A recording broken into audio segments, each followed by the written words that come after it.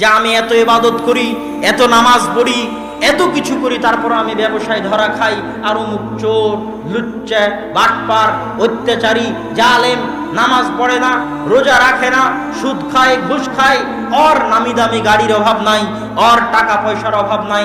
এটা কেমনে হয়? এই প্রশ্ন করাও প্রমাণ করে যে তার মধ্যে জ্ঞানের অভাব আছে।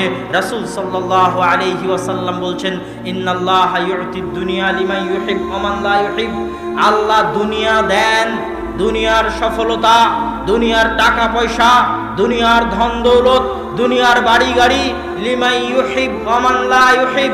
আল্লাহ যাকে ভালোবাসেন তাকেও দুনিয়া দেন, যাকে ভালোবাসেন না, ঘৃণা করেন, যার উপর আল্লাহর করুণা দৃষ্টি নাই, যার উপর আল্লাহর রহমতের দৃষ্টি নাই, তাকেও আল্লাহ সুবহানাহু ওয়া তাআলা দুনিয়াবি ধন দৌলত, টাকা পয়সা দেন।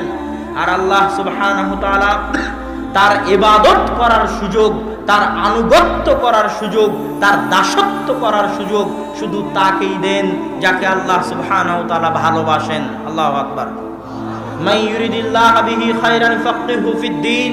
আল্লাহ সুবহানাহু ওয়া তাআলা যার কল্যাণ চান, যার মঙ্গল কামনা করেন, যার ভালো চান, তাকে দ্বীনের জ্ঞান দান করেন।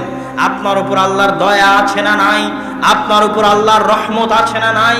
আপনার উপর আল্লাহর করুণা আছে না নাই? এটা মাপার মাপকাঠি হচ্ছে, এটা বুঝার মাপকাঠি হচ্ছে আল্লাহ আপনাকে কতটুকু তার ইবাদত করার সুযোগ দিয়েছে।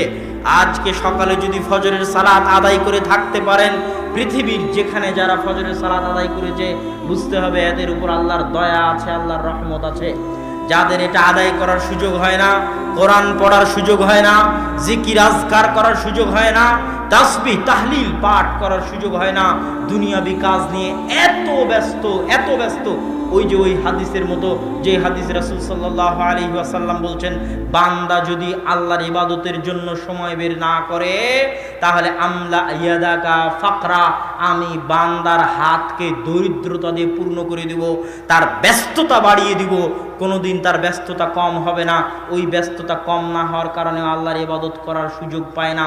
যখন আপনি দেখবেন আপনি আল্লাহর ইবাদত করার সুযোগ পাচ্ছেন না, বুঝবেন এটাই আপনার জন্য শাস্তি, এটাই আপনার জন্য আল্লাহর পক্ষ থেকে আযাব, যে আপনি আল্লাহর করুণা দৃষ্টি বঞ্চিত, আল্লাহর রহমত বঞ্চিত, আল্লাহর দয়া বঞ্চিত, আল্লাহর দরবার থেকে বিতাড়িত।